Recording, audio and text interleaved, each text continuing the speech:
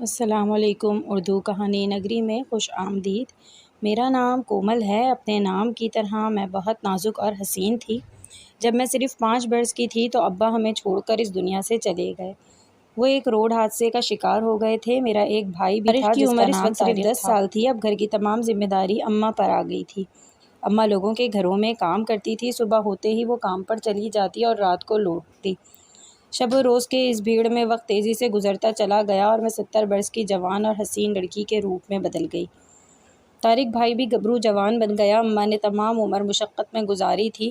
اب وہ T B کی مریضہ بن کر بستر سے لگ گئی تھیں۔ یوں گھر چلانے کے لیے میں نے بھی کام کرنا شروع کر دیا۔ ہمارے گھر کے قریب کپڑوں کی ایک فیکٹری تھی۔ میں وہاں کام کرتی تھی اور طارق بھائی اسی ہوٹل میں بیرے کا کام کرتے تھے جہاں میرے بابا کام کیا کرتے تھے۔ یوں ہم غریبوں کی زندگی کا سفر جاری تھا۔ ایک روز میں فیکٹری جا رہی تھی۔ ایک بڑی سی سفید کار میرے ساتھ چلنے لگی۔ میں نے نگاہ اٹھا کر دیکھا، ڈرائیونگ سیٹ پر ایک اچھی شکل و صورت کا، بہترین سوٹ میں ملبوس تقریباً 24-25 برس کا نوجوان بیٹھا تھا۔ وہ بڑی میٹھی نگاہوں سے مجھے دیکھتے ہوئے مسکرا رہا تھا۔ اس کی نظروں کی تاب نہ لاتے ہوئے میں نے گھبرا کر اپنی نگاہیں نیچے کر لیں اور آگے کی طرف چل پڑی۔ پھر یہ روز کا معمول بن گیا۔ وہ راستے میں آتے جاتے مجھے دیکھتا اور مسکراتا رہتا۔ ایک دن اس نے بات کرنے کی کوشش کرتے ہوئے میرا نام پوچھ لیا اور پھر اپنی محبت کا اظہار بھی کر دیا۔ یوں کسی اجنبی کے اظہار محبت سے میں گڑبڑا سی گئی اور پسینہ پسینہ ہو گئی۔ رات کو جب بستر پر لیٹے لیٹے میں نے اس کے بارے میں سوچا تو خود پر فخر ہونے لگا کہ کسی کھاتے پیتے گھرانے کا چشم و چراغ میری محبت میں دیوانہ ہو گیا ہے۔ تب میں نے اس کی محبت کا جواب محبت سے دینے کا فیصلہ کیا۔ آنکھیں موند کر اس کے خیالوں میں گم ہو گئی۔ اسی طرح ہماری محبت کی کہانی کا آغاز ہو گیا۔ رفتہ رفتہ وہ میرے دل میں اترتا چلا گیا اور اب یوں ہوتا کہ اگر کبھی اسے آنے میں دیر ہو جاتی تو میں تڑپ کر رہ جاتی۔ میرا من اب اس کے سوا کسی شے میں نہیں لگتا تھا۔ حالانکہ میں جانتی تھی کہ حیثیت میں وہ آسمان ہے اور میں زمین۔ وہ امیر خاندان کا پڑھا لکھا نوجوان اور میں ان پڑھ اور ایک غریب خاندان کی معمولی سی لڑکی۔ میرا اور اس کا کوئی میل نہیں تھا، پر دل کیا کرتا، محبت تو اندھی ہوتی ہے، اونچ نیچ اور ذات پات کہاں دیکھتی ہے۔ اسی طرح ہماری محبت کا یہ سلسلہ چل نکلا اور وہ اکثر اپنی گاڑی میں مجھے گھمانے لے جاتا۔ کبھی ہم سیر و تفریح کرتے تو کبھی کسی بڑے ہوٹل میں کھانا کھانے نکل جاتے۔ اس کا نام عاصم تھا۔ اس کے والد کا انتقال ہو گیا تھا۔ وہ ماں باپ کی اکلوتی اولاد تھا۔ فیملی میں اس کے اور اس کی ماں کے علاوہ کوئی نہیں تھا۔ ان کا بڑا سا کاروبار تھا۔ ایک دن عاصم مجھے اپنی ماں سے ملوانے اپنے گھر لے گیا۔ اس کا بڑا سا گھر کسی محل سے کم نہیں تھا، جو کہ عیش و عشرت کی چیزوں سے بھرا ہوا تھا۔ گھر میں ہر طرف نوکر چاکر گھومتے نظر آ رہے تھے۔ میں بہت گھبرا رہی تھی کہ کہیں عاصم کی ماں مجھے ٹھکرا نہ دے، پر ایسا نہ ہوا۔ وہ بہت اچھی اور محبت کرنے والی خاتون تھی۔ انہیں دولت مند ہونے کا ذرا بھی گھمنڈ نہیں تھا۔ وہ دولت سے زیادہ شرافت اور اچھی سیرت کی قائل تھی۔ انہیں گھٹنوں کا مرض تھا، اس لیے وہ چل پھر نہیں سکتی تھیں۔ عاصم نے اپنی ماں کو میرے بارے میں سب کچھ بتا دیا تھا۔ انہیں اس پر کوئی اعتراض نہیں تھا کہ میں غریب ہوں۔ انہوں نے پہلی نگاہ میں ہی مجھے پسند کر لیا۔ بیٹا، تم مجھے بہت پسند آئی ہو۔ میں اب عاصم کی شادی میں دیر نہیں کروں گی۔ کل ہی تمہارا ہاتھ مانگنے میں تمہارے گھر آ رہی ہوں۔ ان کی بات سن کر میری خوشی کی انتہا نہ رہی۔ یہ سب مجھے ایک حسین خواب کی طرح لگ رہا تھا۔ یہ تو میں نے کبھی تصور بھی نہیں کیا تھا کہ میں ایک بڑے گھر کی بہو بنوں گی۔ عاصم کے گھر سے رشتہ آیا تو میری والدہ اور بھائی خوشی سے پاگل ہو گئے۔ پھر چند روز بعد میں دلہن بن کر عاصم کے گھر آ گئی، مگر یہاں آتے ہی مجھ پر وہ انکشاف ہوا کہ میں ریزہ ریزہ ہو کر بکھر گئی۔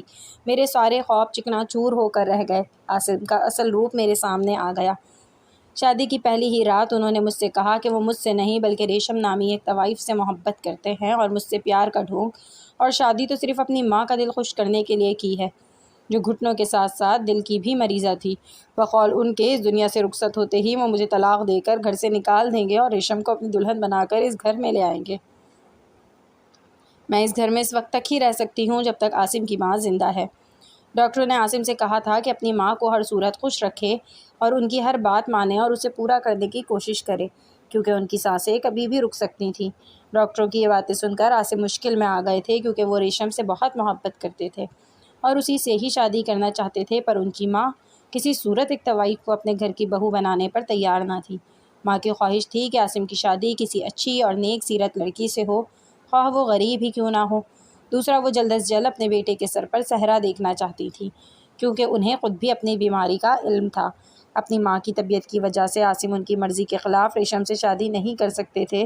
اسی لیے عاصم نے یہ ساری ترکیب سوچی تھی، جس سے ان کی ماں بھی خوش ہو گئی اور وہ خود بھی مطمئن تھے۔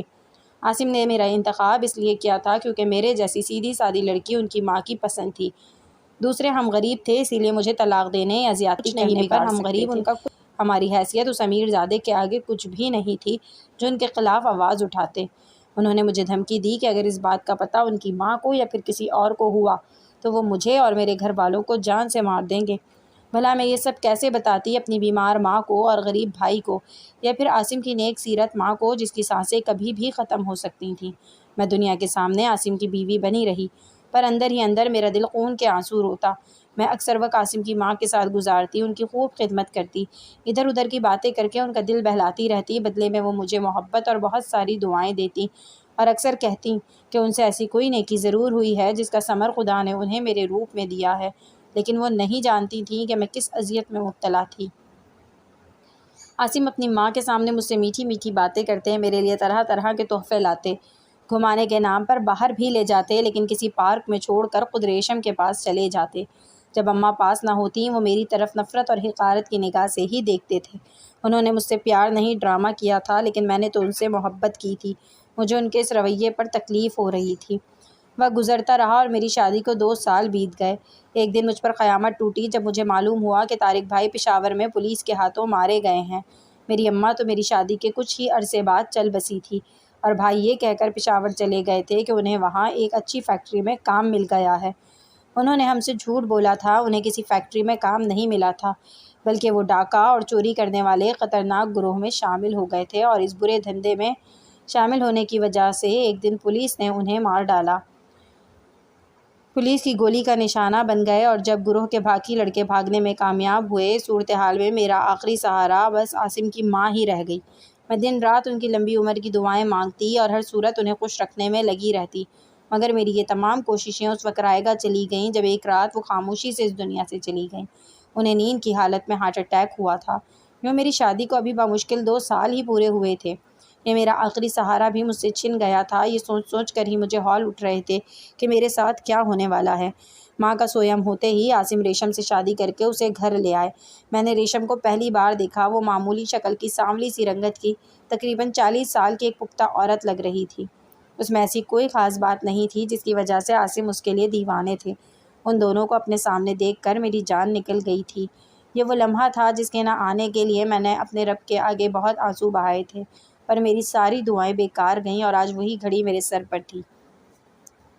عاصم طلاق دینے کے ارادے سے میرے قریب آئے تو میں ان کے پیروں میں گر گئی۔ خدا کے واسطے مجھے طلاق مت دیں، مجھے گھر سے مت نکالیں، میرا اس دنیا میں کوئی نہیں، مجھ پر رحم کریں، میں کہاں جاؤں گی؟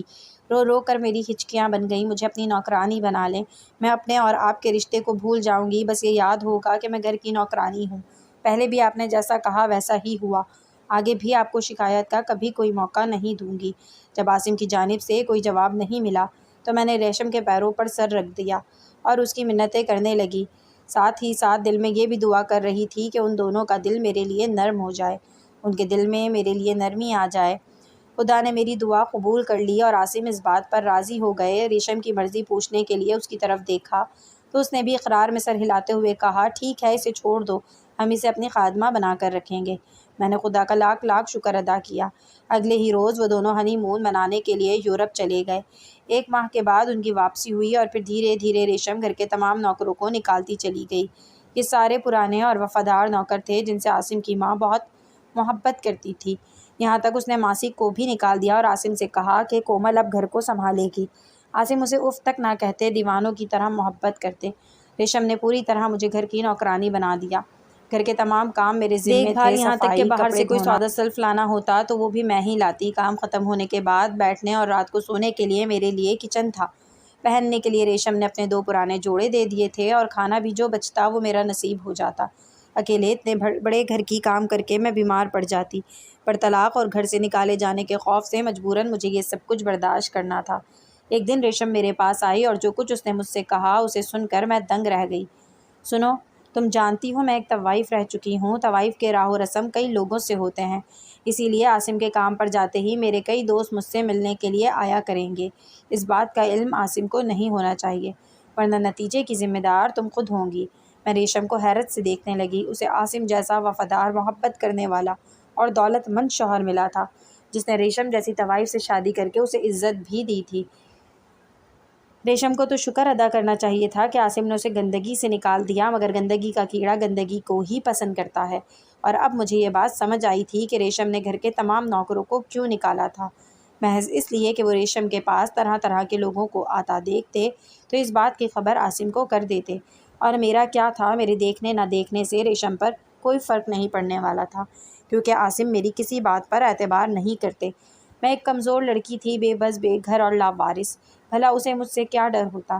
ہمیشہ دھمکی دے کر مجھے چپ کرایا جاتا۔ پہلے عاصم نے اپنے کام کے لیے مجھے استعمال کیا اور اب ریشم استعمال کر رہی تھی۔ بہرحال ریشم نے اپنا کام شروع کر دیا۔ عاصم کے گھر سے نکلتے ہی بھاگ بھاگ کے لوگ گھر آنے لگے۔ لوگوں کی یوں آمد و رفت سے گھر طوائف خانہ بن گیا۔ یہ سب مجھے بہت برا لگتا، پر میں کیا کر سکتی تھی؟ یہ راستہ عاصم نے خود چنا تھا۔ اپنی ماں کا کہنا نہ مان کر انہوں نے ایک پیشہ ور طوائف سے رشتہ جوڑا تھا۔ اگر میں عاصم کو اصلی بات بتا بھی دیتی تو وہ پھر بھی میری بات کا یقین نہ کرتے، الٹا مجھے بے گھر ہونا پڑتا۔ میرے علاوہ گھر میں کوئی دوسرا بھی نہیں تھا جو میری بات کی تصدیق کر دیتا۔ بس ایک چوکی دار تھا جو رات کی ڈیوٹی دے کر صبح اپنے گھر کو سونے چلا جاتا، اور ریشم کا کام تو صبح سے ہی شروع ہوتا تھا۔ یوں وہ اپنی منمانی کرتی رہی، اسے روکنے والا کوئی نہیں تھا۔ میری شادی کے بعد سے عاصم کا رویہ میرے ساتھ کبھی اچھا نہیں رہا تھا۔ میں نے ان کی آنکھوں میں اپنے لیے کبھی نرمی یا محبت نہیں دیکھی تھی۔ ان کا سلوک بہت ہی روکھا پھیکا سا ہوتا، مگر کچھ دنوں سے میں محسوس کر رہی تھی جیسے ان کے رویے میں بدلاؤ آتا جا رہا ہے۔ ان کے برتاؤ میں نرمی آ رہی تھی۔ پہلے وہ کبھی بھی مجھے محبت سے نہیں دیکھتے تھے، لیکن اب ان کی نگاہوں میں مجھے اپنے لیے محبت کی کرن محسوس ہونے لگی تھی۔ وہ اکثر چور نگاہوں سے مجھے دیکھتے، اور جب میری نظر ان کی نظر سے ٹکراتی تو سٹ پٹا کر نگاہیں جھکا لیتے۔ میں اس بدلاؤ کی وجہ تو نہیں جانتی تھی، پر یہ تبدیلی مجھے بہت اچھی لگی تھی۔ وہ پیر کا دن تھا، عاصم کو آفس گئے 2 گھنٹے ہوئے تھے۔ ریشم اپنے ایک دوست کے ساتھ تھی اور میں ہمیشہ کی طرح باہر اس کی رکھوالی کا کام کر رہی تھی۔ دوسرے کاموں کے ساتھ یہ کام بھی میرے ذمے تھا۔ ریشم کے پاس 2 موبائل تھے۔ جب بھی اس کا کوئی دوست اس سے ملنے آتا تو ایک فون مجھے دے دیتی، تاکہ اگر کوئی گڑبڑ ہو یا عاصم اچانک آ جائیں تو گیٹ پر ان کی گاڑی کا ہارن کی آواز سنتے ہی میں انہیں فون پر آگاہ کر دوں اور وہ سب سنبھال لیں۔ حسب معمول ریشم اپنے دوست کے ساتھ مصروف تھی، اور 1 گھنٹہ ہو چکا تھا کہ اچانک گولی کی آواز سن کر میں اپنی جگہ سے اچھل پڑی۔ میری سمجھ میں نہیں آ رہا تھا کہ گولی کی آواز ڈرائنگ روم سے آئی اور وہاں سے چیخنے اور شور کی آوازیں بھی آنے لگیں۔ میں اسی طرف بھاگ گئی، اور ابھی میں ڈرائنگ روم کے قریب پہنچی ہی تھی کہ ریشم کا وہی دوست جو اس کے ساتھ باتیں کر رہا تھا تیزی سے باہر کی جانب بھاگا۔ باہر کا منظر میں دیکھ چکی تھی، لیکن اندر کا منظر دیکھ کر میں سکتے میں رہ گئی تھی۔ اگر میں نے مضبوطی سے کمرے کے دروازے کو تھام نہ لیا ہوتا تو میں چکرا کر گر پڑتی۔ ریشم صوفے پر بیٹھی تھی، خوف سے اس کا وجود لرز رہا تھا۔ اس کے بالکل سامنے عاصم پستول تانے کھڑا تھا۔ عاصم کی آنکھوں میں خون اترا ہوا تھا، وہ ریشم کو غصے سے دیکھ رہا تھا۔ کچھ دیر پہلے جس گولی کی آواز مجھے سنائی دی تھی وہ عاصم کی پستول سے نکلی تھی، لیکن اس گولی نے کسی کی جان نہیں لی تھی، بلکہ عاصم نے ریشم اور اس کے دوست کو خوفزدہ کرنے کے لیے گولی چلائی تھی۔ میری نظر اس وقت صوفے کے ساتھ والی کھڑکی پر پڑی جو کھلی ہوئی تھی، اور نہ جانے کیسے عاصم سلاخوں کو ہٹا کر اندر داخل ہوئے تھے۔ بری عورت، تیرے لیے میں نے کیا کچھ نہیں کیا، عاصم نے غصے سے ریشم سے کہا۔ بذات عورت، تو نے میرے گھر کو طوائف خانہ بنا دیا۔ تو وہ گندی نالی کا کیڑا ہے جو صاف ستھری جگہ پر نہیں رہ سکتا۔ تو نے سوچا بھی کیسے کہ مجھے تیری عیاشیوں کا پتہ نہیں چلے گا؟ مجھے تو اسی وقت شک ہو گیا تھا جب تو نے ایک ایک کر کے تمام نوکروں کو نکالا تھا۔ پھر عاصم رونے لگے۔ اپنی عیاشیوں کے لیے تو نے یہ بھی نہ سوچا کہ اتنے بڑے گھر کا یہ سارا کام ایک اکیلی کومل کیسے کر پائے گی؟ پہلی بار ان کی زبان پر میرا نام آیا تھا۔ اب بہت ہو چکا، آج تیرا آخری دن ہے، یہ کہہ کر عاصم نے ٹریگر پر انگلی رکھ دی۔ اسی وقت مجھ میں نہ جانے کیسے ہمت آ گئی اور میں نے ان کا ہاتھ کا رخ دوسری جانب کر دیا۔ اگلے ہی لمحے میں عاصم کے قدموں میں گر پڑی۔ عاصم، خدا کے واسطے ریشم کو چھوڑ دو۔ عاصم ریشم کی جانب اشارہ کرتے ہوئے چیخے۔ اس سالی عورت کو چھوڑ دوں جس نے مجھے برباد کر کے رکھ دیا، محبت کے بدلے مجھے دھوکہ دیتی رہی۔ اس کی وجہ سے میں اپنی ماں سے جھوٹ بولتا رہا، تم پر ظلم کرتا رہا، اور تم کہتی ہو اسے چھوڑ دوں؟ عاصم کے سر پر خون سوار تھا، لیکن میری منتوں کی وجہ سے عاصم نے ریشم پر گولی نہیں چلائی، لیکن اسے اسی وقت طلاق دے کر گھر سے نکال دیا۔ پھر وہ میرے قدموں میں گر گئے اور مجھ سے معافی مانگنے لگے۔ میرے لیے یہی کافی تھا کہ انہیں میرا احساس ہو گیا تھا۔ دیکھتے ہی دیکھتے عاصم نے سارے پرانے نوکروں کو پھر سے رکھ لیا۔ 1 سال کے بعد خدا نے مجھے ایک بیٹے سے نوازا۔ عاصم مجھ سے بہت پیار کرتے ہیں۔ میں اب بہت خوش ہوں۔ یہ سچ ہے کہ خدا کے ہاں دیر ہے اندھیر نہیں۔ وہ پاک پروردگار اپنے بندوں کی تمام دعاؤں کو سنتا ہے، بس ان دعاؤں کی قبولیت اپنے وقت پر مقررہ پر ہوتی ہے۔ اب عاصم کے ساتھ میں نہایت خوشگوار زندگی گزار رہی ہوں۔ میرا گھر میرے بچے کی من موہنی چہکاریوں سے گونج رہا ہے۔ یہ سچ ہے کہ ہر برے وقت کے بعد اچھا وقت بھی آتا ہے، ہر دکھ کے بعد سکھ بھی آتا ہے۔ بس انسان کو صبر و استقامت سے کام لینا چاہیے۔ صبر کا دامن کبھی بھی ہاتھ سے نہیں چھوڑنا چاہیے۔ عاصم مجھے اکثر اوقات یہ کہتے ہیں کہ تم مجھے خدا کی طرف سے ملی ہوئی ایک بہت بڑی نعمت ہو۔ وفادار بیوی بھی اللہ کی ایک نعمت ہوتی ہے۔ میں خدا کا لاکھ لاکھ شکر ادا کرتا ہوں کہ مجھے تم جیسی پاکیزہ بیوی ملی۔ ویڈیو پسند آئی تو چینل کو سبسکرائب کرنا نہ بھولیے۔